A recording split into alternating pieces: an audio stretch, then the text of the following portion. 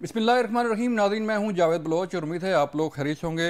Programme आप देख रहे हैं बयानिया। ये बयानिया फवाद साहब करते हैं, लेकिन उनकी तबीयत की नासादी के बायस ये प्रोग्राम आज मैं होस्ट कर रहा हूँ। नाज़रीन, आपके इल्म में है कि तहरीक इंसाफ की सियासत किस तरफ जा रही है। बात चल रही है माफ़ी तलाफ़ी की और बात चल रही है ज़्यादती की, लेकिन माफ़ी कौन मांगेगा? माफ़ी कोई मांगे ना मांगे, लेकिन जो पब्लिक ने भुगता, जो आवाम ने भुगता और जो मुल्क ने भुगता, वो तो एक तरफ। लेकिन अब माफ़ी की बात जो है वो उस पर सवालिया निशान है कि किसने किससे माफ़ी मांगनी है। ये बड़ा अहम सवाल है। दूसरा, आज शेर अफजल मरवत जो कि तहरीक इंसाफ के सीनियर रहनुमा हैं, सरगर्म रहनुमा हैं, उन्हें भी आज शोकत कर दिया गया है। और इसके साथ साथ साबिक सदर डॉक्टर आरफ अलवी की भी एंट्री हो चुकी है। दूसरी बार उन्होंने मीडिया टॉक की। और इसके अलावा नाज़रीन, जो मुल्क की माशी सूरत हाल है, इस पर बात करने जा रहे हैं कि मईशत किस तरफ जा रही है। IMF का प्रोग्राम जो है पाकिस्तान को मिलेगा तो कैसे मिलेगा। हमारे साथ आज मौजूद होंगे इख्तियार वली खान साहब, मुस्लिम लीग नून से तल्लुक़ है इनका, उनसे बात करेंगे। इख्तियार साहब, बहुत शुक्रिया सर वक्त देने का। फिर तहरीक इंसाफ से हमें ज्वाइन किया है नदीम कुरैशी साहब ने, उनका शुक्रिया सर, आपका भी शुक्रिया। मैं आता हूँ सर इख्तियार साहब आपकी तरफ। सर, माफ़ी तलाफ़ी की बात हो रही है। सानिया 9 मई पर से पहले जो है 9 मई से एक दिन पहले DG ISPR की प्रेस कॉन्फ्रेंस थी, उसको फिर जो है वो मौजूद बहस बनाया गया। और फिर किसी ने कहा कि हमने तो अपने बाप से कभी नहीं माफ़ी मांगी, तो हम किसी और से माफ़ी क्यों मांगे। कोई कहता है जी कि हम ज़्यादती हमारे साथ हुई है तो माफ़ी हम किससे मांगें। तो इख्तियार भाई, ये फैसला कौन करेगा? जो होना था वो तो हो गया, 1 साल गुजर गया, ना किसी को सज़ा मिली, ना किसी को जो है वो कोई किरदार जो है सामने आया कोई। Thank you very much Javed Baloch साहब। देखिए, सबसे पहले तो मैं बता दूं, मुद्दा ये है कि 9 मई को पाकिस्तान के कौमी असास पर, पाकिस्तान के जोग्राफियाई सरहदात पर, पाकिस्तान के नज़रियाती सरहदात पर हमले किए गए थे। GHQ पर, चागी के मोनूमेंट पर, चकधरा फोर्ट पर, कर्नल शेर के मुजस्समे पर, MM आलम के जहाज़ पर, ज़ियारत रेजिडेंसी पर और फिर जिना हाउस लाहौर पर। वहाँ पे आग लगाई गई और वहाँ पे तोड़ फोड़ की गई और फिर कहा कि हम आगे, फिर वर्दी उठा कर कहे कि हमने कोर कमांडर की वर्दी हमारे हाथ में, हमने तो फतह कर लिया पाकिस्तान को। अब इसमें तो कोई दूसरी बात है नहीं। जब आलिया हमजा वहाँ पे मौजूद हो, डॉक्टर यास्मीन राशिद साहिबा वहाँ पे मौजूद हो, मुराद सईद के वीडियो बयानात अपने रिकॉर्ड पर हैं। जी। आप देख लें, इनके छोटे लेवल के जो इबाद फारूक की स्टेटमेंट है, वो अपने उस तरह के सैकड़ों लोगों के बयानात अपने रिकॉर्ड पर हैं। अटैक इन्होंने किया, PTI was involve, Imran Khan was the mastermind. इसका मरकजी किरदार जमान पार्क में बैठा इमरान खान था। उसने तैयारी की थी, उसने कहा था कि अगर मेरी तरफ मेली आंख से भी देखा, मुझे अरेस्ट करने की कोशिश की, तो आपको भुगतना पड़ेगा और वो कुछ करेंगे कि आपके 14 तबक रोशन हो जाएंगे। ऐसा ही है। ये उनकी स्टेटमेंट्स थी, ये उनका बयानिया था। उसके बाद जो हुआ तो उसकी जिम्मेदार PTI है। बात आती है माफ़ी की। ये बात मैं DG ISPR से कुछ दिन पहले, मैंने गालिबन आपके प्रोग्राम में, आप ही के चैनल के प्रोग्राम में मैंने ये बात की थी कि हल ये है कि सुलह सफाई बाद में होगी, सबसे पहले आपको अनकंडीशनल माफ़ी मांगनी होगी। जी। कैसे माफ़ी मांगनी होगी? जेल में बैठा शख्स, बानी PTI, वो माफ़ी मांगेगा, कौम से भी मांगेगा, पाक फौज से भी मांगेगा, क्योंकि अटैक जो है वो पाक फौज के उस पे इमारतों पे हुआ है, उनके इदारों पे हुआ है, उनकी ज़ात पे हुआ है, उनकी वर्दी पे हुआ है, और उनके जो कार है, मनसब हैं, जो उनकी जिम्मेदारियां हैं, उस पे हुआ है। उनको ज़ाती तौर पे निशाना बनाया गया। फिर ये लोग PTV के मुजरिम हैं। इन्होंने PTV पे कब्जा किया था। इन्होंने पार्लियामेंट हाउस में घुसकर कब्जा करने की कोशिश की थी। इनको floor of the house, national assembly और चारों सूबाई असम्बलियों में जाकर, सेनेट बशमूल, इनको वहां पे जाके माफी मांगनी होगी कौम से, जमहूरी कुव्वतों से, जमहूरी क्यादतों से, सियासत के जितने वर्कर्स हैं उनसे, जो नजरियात के खावंद हैं उनसे माफी मांगनी होगी। तो शायद उसके बाद फिर कोई बात निकलेगी, लेकिन ये माफी इनकी अनकंडीशनल होगी। इसके बगैर कोई बात हो ही नहीं सकती। नदीम बात बढ़ेगी नहीं, नदीम बात बढ़ने की गुंजाइश ही नहीं है। साहब, आपकी मुस्कुरा रहे हैं सर, आपकी मुस्कुराहट जो है नजर आ रही है मुझे। मैं इख्तियार वली खान साहब, चूंकि साहिब इख्तियार है आजकल, और बदनसीबी इस मुल्क की है कि साहिब इक़्तिदार भी है। अब ये इस तरह की गुफ्तगू नहीं करेंगे तो कौन करेगा भाई? कौम ने 8 फरवरी को इनसे इस तरह से माफिया मांगी है। अगर सियासत में कहीं कोई शर्म नाम की, कोई हया नाम की, कोई वफादारी नाम की कोई चीज होती, तो ये इंतखाबात के बाद कौम को नजर न आते।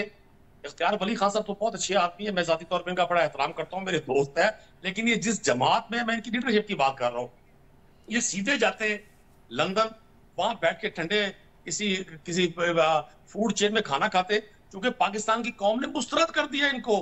मैं बलोच साहब, आपने इंतखाब नहीं लड़ा, मैंने खुद इंतखाब में हिस्सा लिया है, इख्तियार वली खान साहब ने भी इंतखाब में हिस्सा लिया है, मैं चशमदीद गवाह हूँ। आज से 10-20 साल बाद अगर अल्लाह ने जिंदगी दी इंशाल्लाह, तो किताब लिखी जाएगी इस इंतखाबात पे। मैं तो बल्कि तवक्को रख रहा हूँ कोई फिल्म बने। ये इन इंतखाबात को जीत कर शादियानी खुशी के बजा रहे हैं, बगले बजा रहे हैं। कौम ने इनसे हाथ जोड़ के माफिया मांगी है, इनसे ऐसे माफिया मांगी है, भाई खुदा के लिए 40 साल हो गए, छोड़ दे बातों से, इस कौम को बेवकूफ बनाना छोड़ दे। इंटीरियर सिंध पीपल्स पार्टी ने बर्बाद कर दिया, बाकी सारे पाकिस्तान को जुबानों में, मसलकों में, सूबों में PMLN ने तकसीम कर दिया। अगर कोई एक शख्स इस मुल्क में चारों सूबों की जंजीर बनकर उभरा है, पाकिस्तान के यूथ की आवाज बनकर उभरा है, उसका नाम इमरान खान है। अच्छा, 9 मई का वाकया, अब इनके पास, हुक्मरानों के पास, मैंने तो दुनिया में ये देखा, चूंकि अब डिजिटल दौर है, हम दुनिया के दीगर ममालिक को भी देख रहे होते हैं, हुक्मरान अपनी कारकर्दगी से लोगों को मरगूब करते हैं। ये पहले हुक्मरान है जो वो जो गांव में पुरानी खवातीन हुआ करती थी ना, हमारे पंजाब में किस तरह इस्तेमाल होती है, बी जमालों की, वो जो 2 घरों को देखकर लड़वा कर कोशिश करती है भाई वहां से भी उसको खाना मिले, कहीं से लंच मिले, कहीं से डिनर मिले। ये आजकल वो बी जमालों का रोल प्ले कर रहे हैं, ये हुक्मरान नहीं है। दीज आर बी जमालोज ऑफ मॉडर्न वर्ल्ड। इनको चाहिए था ये जो बिजली के 300 यूनिट इन्होंने देने थे फ्री लोगों को, ये उसका ऐलान करते। इनको चाहिए था ये जो लोगों को कहा करते थे 100 रुपए लीटर मैंने पेट्रोल ना किया तो मेरा नाम बदल देना, इनको वो करना चाहिए था। मैं तो ऑनलाइन की अदाकारी भी नहीं कर सकता। अब ये माशाल्लाह 75, 80 साल के वो बुजुर्ग है जिन्होंने पाकिस्तान के स्टेज को खत्म कर दिया। आपकी भी राय यही है कि सानिया 9 मई पे माफी नहीं मांगनी चाहिए? नहीं, मेरा मौकफ ये है, सानिया 9 मई पे कुछ नहीं हुआ। जावेद बलोच साहब, मैं गुजारिश करूं, मैं अपने घर में मौजूद हूं, मैं किसी को ये हक नहीं दूंगा मेरे घर पे आकर मेरी चादर 4 दीवारी की पाबंदी करे। मैं बबांगे दोहल मजम्मत करता हूँ हर उस अमल की जिससे किसी की दिल आजारी हुई हो, बिलखुसूस पाकिस्तान के जो इदारे हैं। अब मैं तो यकीन जाने मुझे तकलीफ होती है जब हमने अपनी उस मुकद्दस तरीन फौज को, जिसने अपने से 7 गुना बड़े दुश्मन का हमेशा मुकाबला किया है, जो हमारी सालमियत की सामिल है, हमने उसको डिबेट का हिस्सा बना दिया। मैं समझता हूँ बाप बेटे में, भाइयों में अगर गलतफहमी पैदा हो जाए, घरों में माफिया नहीं होती, घरों में दरगुजर होता है, घरों में सिलारहमी होती है, घरों में एक दूसरे को स्पेस देना होता है। हम पाकिस्तान के उतने ही चाहने वाले हैं जितने कोई और लोग हैं। और मैं इख्तियार वली खान साहब जैसे शानदार शख्स है, ये एक लेजेंड है PMLN में, इस तरह के लोग हैं नहीं। PMLN में तो कमीशन माफिया है, सारे वो एजेंट्स हैं जो पैसे कमाने के लिए आए हुए हैं, क्योंकि इनकी पार्टी के लोगों का आजकल सीजन लगा हुआ है, ये टीवी पर आ जाते हैं। अब इन जैसे नफीस और शरीफ आदमी से मैं तकरार करते हुए डरता भी बहुत हूँ, लेकिन मैं इनसे गुजारिश करूंगा ये अपने इन इख्तियारात को, जो अल्लाह ने इनको बड़ी नास्तालीग उर्दू बोलने का एक ये हुनर दिया है, कि इससे इस सारी आग पर पेट्रोल के बजाय पानी का काम करे। वक्त गुजरते रहते हैं, आपके लीडर पे भी पाकिस्तान के आर्मी चीफ पे तैयार आगवा करने का गुजारिश मैं आपसे भी करने लगा। इख्तियार भाई क्या चाह रहे हैं? चेकिंग की थी उन्होंने। अब आप ना इस माफी तलाफी के चक्कर से निकल के कोशिश करें, सियासतदानों की इज्जत बहाल हो, सियासतदानों की रिस्पेक्ट बहाल हो, जो आम आदमी का। देखिए जावेद बलोच साहब, इस तरह है ना कि माफी तलाफी तो वो हो गई थी जब इन्होंने अटैक किया था, जब ये डी चौक पर आए थे और इन्होंने कहा था कि हमने एक जलसा करना है जी। फिर वहाँ कब्रें खोद कर बैठ गए, फिर उन्होंने वहाँ पे कफन पहन के ये बैठ गए, फिर उन्होंने PTV पे कब्जा किया, फिर इन्होंने पार्लियामेंट हाउस पे, फिर इन्होंने सुप्रीम कोर्ट की दीवारों पे वहाँ पे शलवारी लटकाई, सुखाई और पता नहीं क्या क्या किया।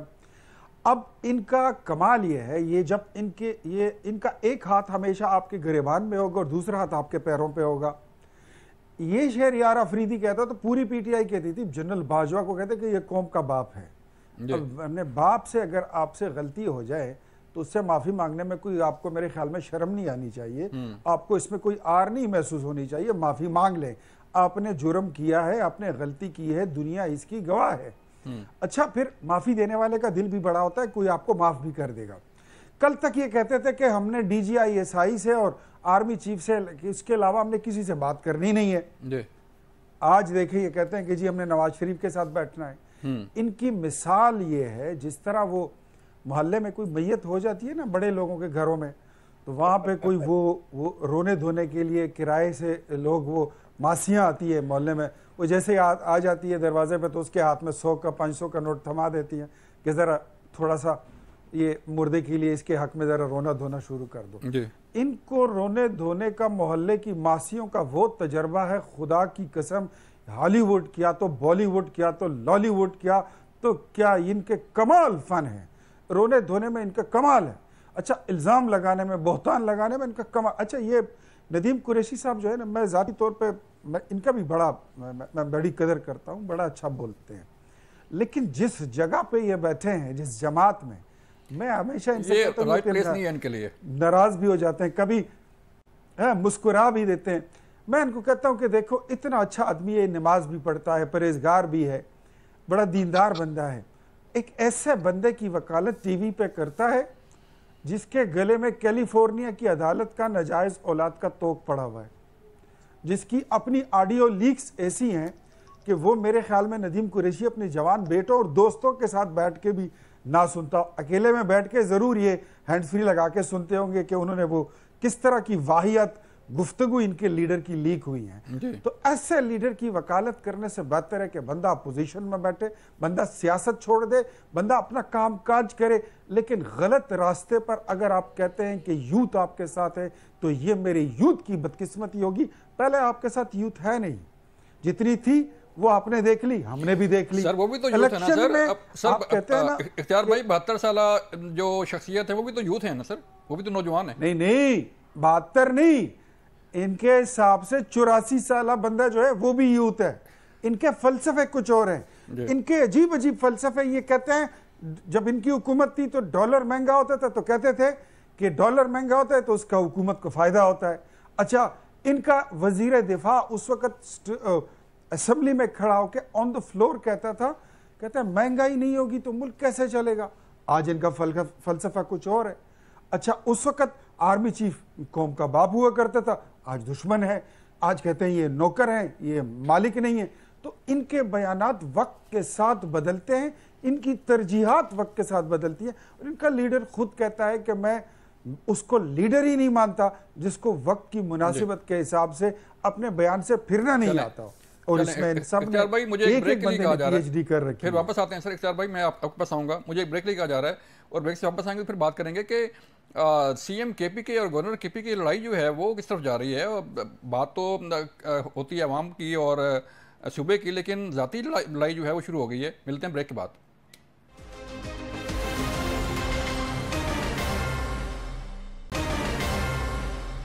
वेलकम बैक नाज़रीन। सीएम केपी के अमीन गंडापुर जो है वो नए गवर्नर के साथ जो है गुत्थम गुत्था हैं। कभी वो कहते हैं कि मैं उनकी गाड़ियों का पेट्रोल बंद कर दूंगा, कभी वो कहते हैं कि मैं गवर्नर हाउस से उन्हें जो है बाहर निकाल दूंगा, और कभी गवर्नर केपी के जो है वो चैलेंज करते हैं कि आप ज़रा मुझे निकाल के दिखाएं। नदीम कुरैशी साहब, आपकी हुकूमत है सर केपी के अंदर, आपका बड़ा भारी और हैवी मैंडेट है वहाँ पे, तो बात तो होनी चाहिए अवाम की, बात तो होनी चाहिए सूबे की, लेकिन ये ज़ाती लड़ाई क्यों शुरू हो गई है सर?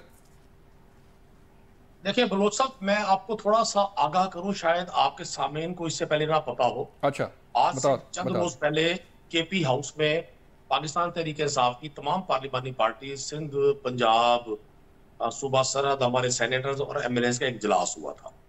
वहां पर जो हमारा सिंध से डेलीगेशन आया, हमारे जितने भी अराकीन असेंबली हैं जो बेचारे फॉर्म 47 के चक्कर से बच के, वहां तादाद तो बहुत बड़ी जीती थी, लेकिन अल्लाह की तरफ से जो होना था हो गया। वो जो लोग वहां पर तशरीफ लाए उनमें शबीर कुरैशी साहब हमारे पार्लिमानी लीडर हैं, रुकने असेंबली सिंध से। जब उन्हें बात करने का मौका मिला, क्योंकि हमारे मेजबान चीफ मिनिस्टर केपी अली अमीन गंडापुर साहब थे, तो वहां हमारे पार्लिमानी लीडर सिंध ने अपनी गुफ्तगू में ये कहा कि जी हम कराची से आए हैं, हमारी बुकिंग थी यहाँ सिंध हाउस में, आप मुझसे बेहतर जानते हैं, इख्तियार वली खान साहब भी जानते हैं, तमाम अराकीन असेंबली को अपने अपने सूबे के जो हाउसेज होते हैं, केपी हाउस है, सिंध हाउस है इस्लामाबाद में, पंजाब हाउस है, तो ये तमाम अराकीन असेंबली और गवर्नमेंट ऑफिसर्स के लिए एक रेजिडेंशियल फैसिलिटी होती है गवर्नमेंट की तरफ से, जहां वो मुनासिब से चार्जेस देकर या जो भी तयशुदा चार्जेस देकर रहते हैं। तो वहां वो शबीर कुरैशी साहब ने ये शिकवा किया कि जी जब हम सिंध हाउस पहुंचे हैं तो हमें कहा गया जी चूंकि आप पीटीआई से हैं, आपको यहाँ आपकी जो बुकिंग थी, जो रिजर्वेशन थी, वो कैंसिल हो गई है। अब इस बात पर अली अमीन गंडापुर साहब ने कहा कि ये तरीकाकार अच्छा नहीं है, ये रिवायात अच्छी नहीं है, सियासी इख्तलाफात होते हैं, लेकिन जो अपोजिशन के राइट्स बनते हैं उनसे सर आप वो तो किसी वो को तो नहीं रोक वो सकते। तो वफाक पे कब्जा करने की बात करते हैं ना, ये तो चलें मेरी सिंध बात हाउस सुन की लें। बात होगी। तो जिले सुबहानी, सर, जिले सुबहानी, मुझे तो अर्ज करने का मौका देंगे तो आपकी तस्कीर तबाह का बाइस होगी। आपको, मुझे लगता है मेरी बातें बड़ी नागवार चलें गुजरेंगी, चूंकि आप इख्तियार वली खान साहब को बड़ी आपने खुशबू खुशबू से सुना है। मेरी ख्वाहिश है मुझे भी अर्ज कर रहे थे चलें चलें हुजूर वाला, ये वहां से बात शुरू हुई। और मैं आपको गुजारिश कर दूं, पंजाब में भी बहने यही सूरत हाल है। हमारे जो लीडर ऑफ द हाउस थे, लीडर ऑफ द अपोजिशन थे, उनके पास पंजाब की leader of the house Maryam Nawaz साहबा असेंबली स्पीच के हाँ, बाद तशरीफ लाई जो आप फरमाते और हैं कि बड़ा, 4 लाख का सूट पहनती हैं वही। लेकिन मैं अब उनके सूट के हवाले से तो बाद में अर्ज करूंगा। ये हाँ सुन लेना जी, वजीर अला साहब तशरीफ लाई और पीएमएलएन के दोस्तों ने उसको बड़ा बड़ा गुड जेस्चर कहा कि जी देखिए बड़ी अच्छी रिवायत कायम हुई है। लेकिन हकीकत क्या है, मैं जब आपके शहर इस्लामाबाद आता हूँ, पंजाब हाउस में मैं एंटर नहीं हो सकता। मैं रुकने असेंबली हूँ पंजाब से, ठीक लेकिन है। चूंकि मेरा ताल्लुक अपोजिशन से है, तो मुझे जो ऑक्सीजन दी जा रही है ना, मैं ले रहा हूँ नेचर से, मेरा सिर्फ इसी पर हक है। और इनका अगर बस चले तो ये इस हक को भी इस्तेमाल करते हुए इस ऑक्सीजन को भी बंद कर दे। तो लड़ाई चलें यहाँ से शुरू हुई है। फैसल करीम कुंडी साहब बड़े शाइस्ता, आज संजीदा और अच्छे इंसान है, मेरे जाती दोस्त हैं। मैं बल्कि मुझे अफसुर्दगी है क्या कि उनके बयान सुन रहा था तो उनके मुंह से जेब नहीं देता कि जी जैसा थप्पड़, जैसा मुंह होगा वैसे ही थप्पड़ होगा, तो मुनासिब नहीं है। और अली अमीन गंडापुर साहब और फैसल करीम कुंडी साहब करीबी अजीज भी हैं। चलें तो चलें मैं इख्तियार भाई, आपसे दरख्वास्त चलें करूंगा, इख्तियार भाई, आप बताइएगा, आप तो केपी से हैं सर, वहाँ क्या सूरत हाल है, क्या हालात चल रहे हैं सर? देखिए, मैं आपको मैं बताता हूँ आपको, ये इसमें बियॉन्ड मतलब पीटीआई एक साइड पर और जो पीपल्स पार्टी के गवर्नर हैं मोहतरम कुंडी साहब, मैं बचपन से उनको जानता हूँ, एक सियासी कारकुन है, वो इंतहाई शाइस्ता इंसान है, इसमें कोई दूसरी राय नहीं है। ये पूरे मुल्क में बल्कि पूरे सूबे में ये बात मशहूर है। लेकिन बदकिस्मती से इन्होंने जो वो गंडासे वाला चीफ मिनिस्टर यहाँ पे रखा हुआ है, वो अली अमीन गंडापुर साहब, वो उनसे कोई अच्छी बात भी जो है ना मुंह से निकलते हुए उनके पास अल्फाज नहीं होती कि कभी उनके मुंह से कोई अच्छी बात निकले। आपने देखी होगी जब से वो सीएम बने हैं उन्होंने कोई एक प्रेस कॉन्फ्रेंस ऐसी नहीं की है जिसको आज तक कोई अप्रिशिएट कर सके। वहाँ पे चढ़ाई करेंगे, वहाँ पे हमला करेंगे, इधर से निकालेंगे, उधर पे घसीटेंगे, ये चीज़ें, ये सारी ये वही माले की मासियों वाली या फिर नियामत सरहदी और मुस्तफ़ा कुरैशी और सुल्तान राही वाली बातें हो गई ना। अब मैं समझता हूं कि दोनों एक ज़िले से हैं, एक ट्राइब से हैं और एक ही लोकेलिटी से हैं, एक सूबे में है, एक गवर्नर है, एक सीएम है, दोनों में आपस में अच्छी अंडरस्टैंडिंग होनी चाहिए। जो गवर्नर का रोल है वो एक आईनी होता है, जो सीएम का रोल है he is the chief executive of the province. इसको उससे कोई काम पड़ सकता है, इसको उससे कुछ ज्यादा काम नहीं पड़ सकता, लेकिन जितना पड़ता है वो सारा आईनी काम होता है, वो खुशसलूबी से हो सकता है।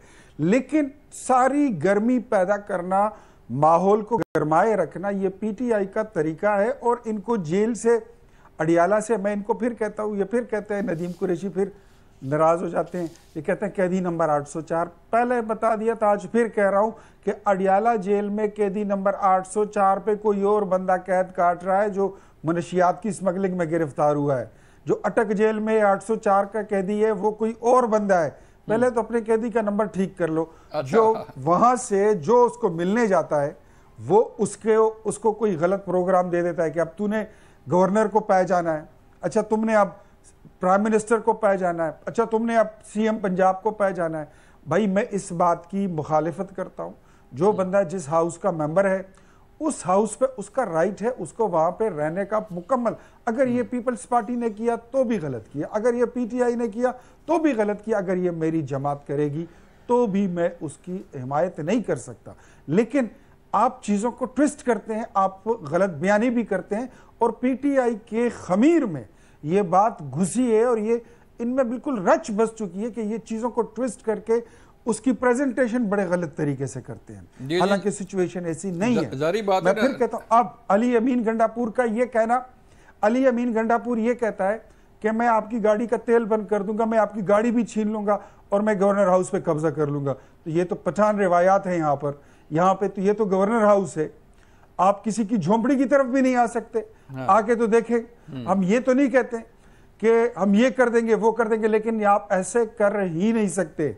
बिल्कुल नहीं कर सकते। ये पाकिस्तान है, ये बनाना रिपब्लिक नहीं है, ना ये श्रीलंका है। जिस तरह आपने ख्वाब देखा था कि हम इसको श्रीलंका बनाएंगे, ये श्रीलंका नहीं बनेगा, ये पाकिस्तान है। और रिट ऑफ द गवर्नमेंट, ये आपको हम बताएंगे कि ये किस तरह फिर कायम की जाती है। इस तरह के बयानात से मेरे ख्याल में इज्तनाब किया जाए, सूबे के मफाद में, मुल्क के मफाद में और जमहूरी कुव्वतों के मफाद में आगे बढ़ते चले। इंशाअल्लाह we know how to appreciate you. हम जानते हैं कि तारीफ किस तरह की जाती है, लेकिन अगर आपका रवैया यही रहेगा तो फिर हमारा रवैया भी ऐसा ही होगा। नदीम साहब, ये कैदी नंबर 804 की क्या कहानी है सर? वाकई नंबर आपको दुरुस्त करने की ज़रूरत है। और दूसरा, किस तरह डिफेंड करते हैं सर अपने जो कैदी नंबर 804 की जो हिदायत हैं? किसी को कुछ कहते हैं, किसी को कुछ कहते हैं, और हर बंदा कहता है कि मुझे ही मैंडेट दिया गया बात करने का, मुझे ही कहा गया। तो हर बंदा जब अपनी बात करेगा तो फिर कैसे बात आगे बढ़ेगी सर? बदनसीब होता है वो हुक्मरान जिसको अल्लाह मखलूक की खिदमत की तौफीक दे और वो मखलूक की खिदमत की तौफीक को बिल्कुल पसे पुश्त डालकर अपने जाती एजेंडे को तकमील तक पहुंचाने के लिए सरगर्दा रहे। सारी की सारी PMLN और पीपल्स पार्टी, आप इनकी गुफ्तगू सुन लें, पीपल्स पार्टी निस्बतन बेहतर गुफ्तगू कर रही है। PMLN के लोग जिस तकब्बुर का शिकार है, इन्होंने अभी तक 3 माह में और पिछले 24 माह से यही इक़्तिदार में है, एक पब्लिक वेलफेयर का काम नहीं किया। वो कैदी नंबर 804 इनके हवास पे इतना सवार है कि उसके रोजमर्रा नंबर ठीक है, ये वैसे नंबर ठीक है खाना पीना, नंबर ठीक है जी, सुन ले मेरी गुजारिश सुन ले। उनका खाना पीना, उनकी एक्सरसाइज, उनका इलाज, वो सब इनके ज़हनों में सवार है। इनको कौम की फिक्र कोई नहीं है। यही उस शख्स की जीत है। देखिए, एक शख्स पाबंद सलासत है, वो कैद में है। बलोच साहब, कैदी के पास कितने अख्तियार होंगे और कैद भी किन का है आपको भी पता है, मुझे भी पता है। इन जैसे लोगों का जो अपने मुखालिफ के लिए, इनके बारे में कहा था खुर्शीद शाह साहब ने, वो रिकॉर्ड पर है कि ये जब ताकत में होते हैं तो ये गर्दन पकड़ते हैं, जब ये फंसते हैं तो ये फिर पांव पकड़ते हैं। इनके बारे में कहा था, हमारे बारे में नहीं कहा था। और इख्तियार वली खान साहब ने एक बात जायज नहीं की। मतलब इनको अब गुफ्तगू करनी आती है तो इन्होंने, चलें नदीम भाई टाइम खत्म हो गया सर, वक्त सर खत्म हो गया। नदीम कुरैशी साहब, आपका बहुत शुक्रिया वक्त देने का। इख्तियार वली खान साहब, आपका बहुत शुक्रिया वक्त देने का। मुझे एक ब्रेक के लिए कहा जा रहा है, जब ब्रेक से वापस आएंगे फिर बात करेंगे मैशत की कि मैशत किस तरह जा रही है, IMF का प्रोग्राम मिलेगा नहीं मिलेगा, कैसे मिलेगा, ब्रेक के बाद।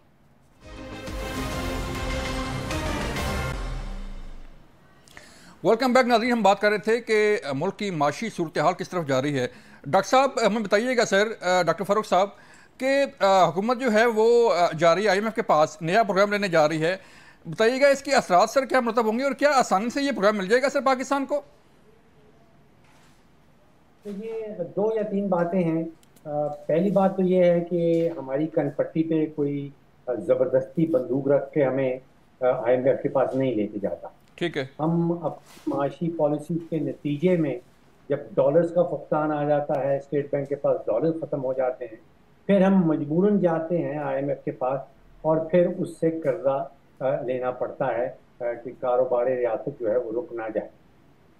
अब जो कर्जा देने वाला है वो आपको पता है कि अपनी शराइत सामने रखता है। जो कर्जा लेने वाला है उसमें क्या काबिलियत है कि वो क्या क्या उसकी शराइत जो है उनके ऊपर निगोशिएट कर सकता है, कितना मजबूर है, कितना मजबूर नहीं है। इस वक्त हालात कुछ ऐसे हैं कि अगले कोई 12 महीनों के अंदर कोई 23 से 24 अरब डॉलर की पाकिस्तान ने अदायगियाँ करनी है। उसमें से मेरे हिसाब के मुताबिक तो कोई 19-20 अरब डॉलर जो है वो अरेंज फॉर है।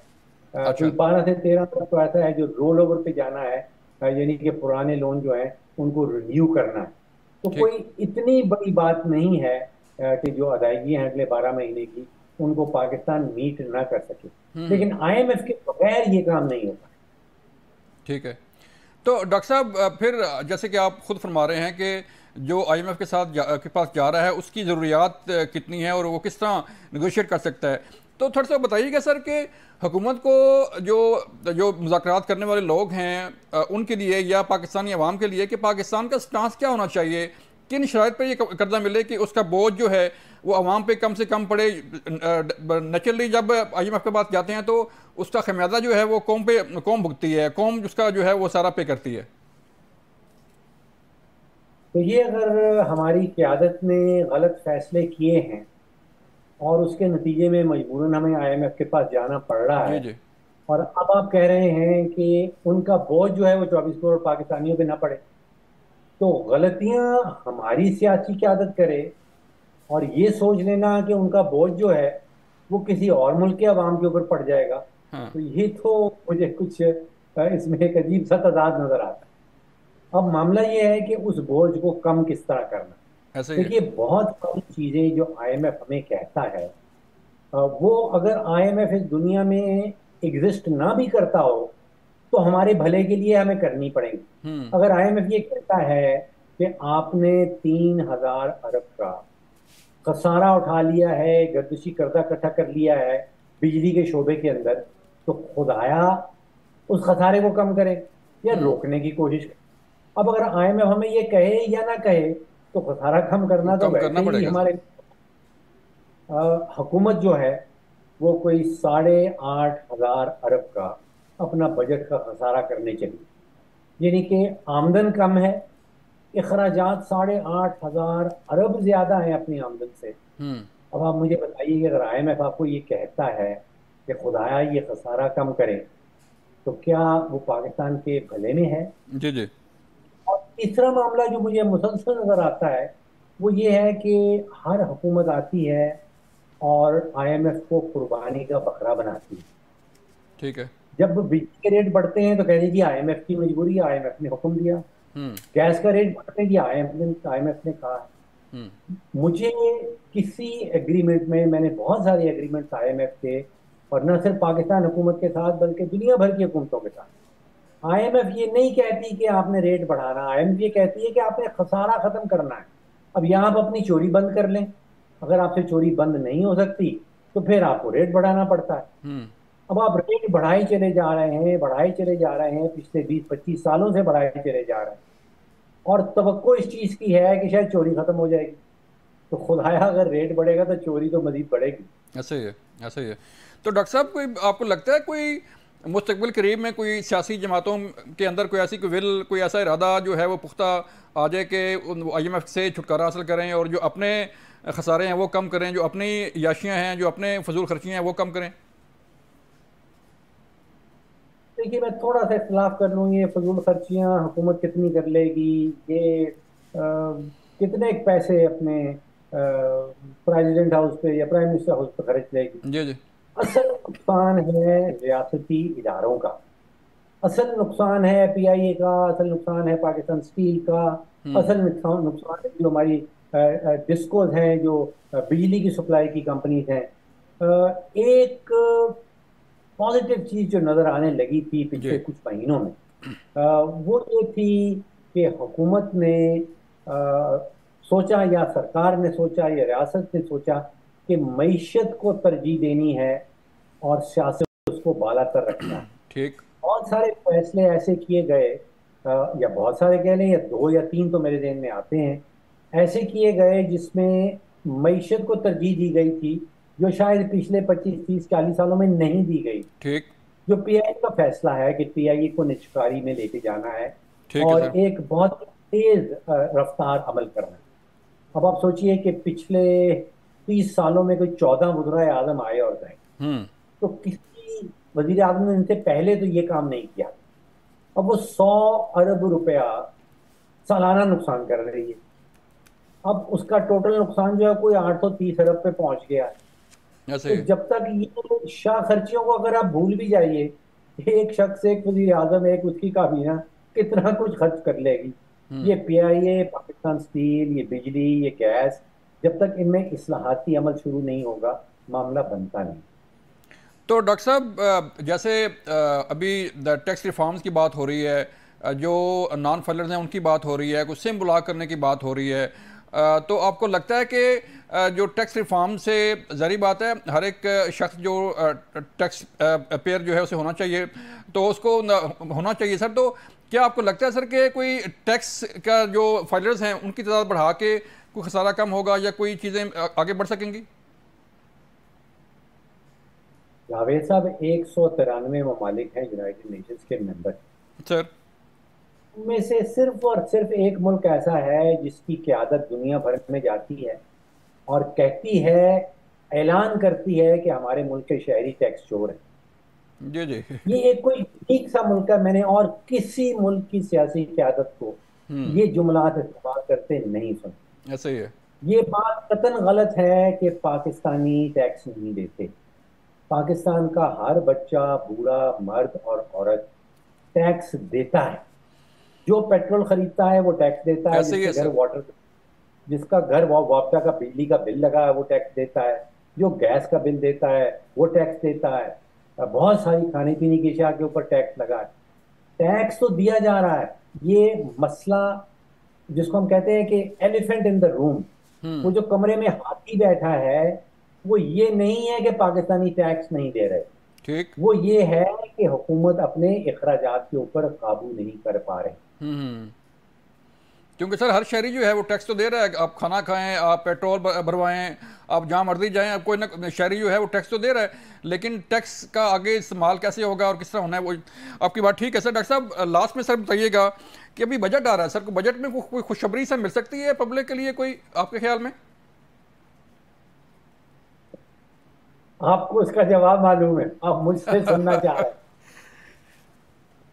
देखिए, अगर आपके पीछे 40-50 साल की माशी गलतियां हों, जी सर, आपने 40-50 साल ऐसे माशी फैसले किए गए हों, तो आपने किए हों जो सियासी असर रसूख के तय जी जी, फैसले किए गए, तो फिर उसका खुमियाजा तो भुगतना पड़ेगा।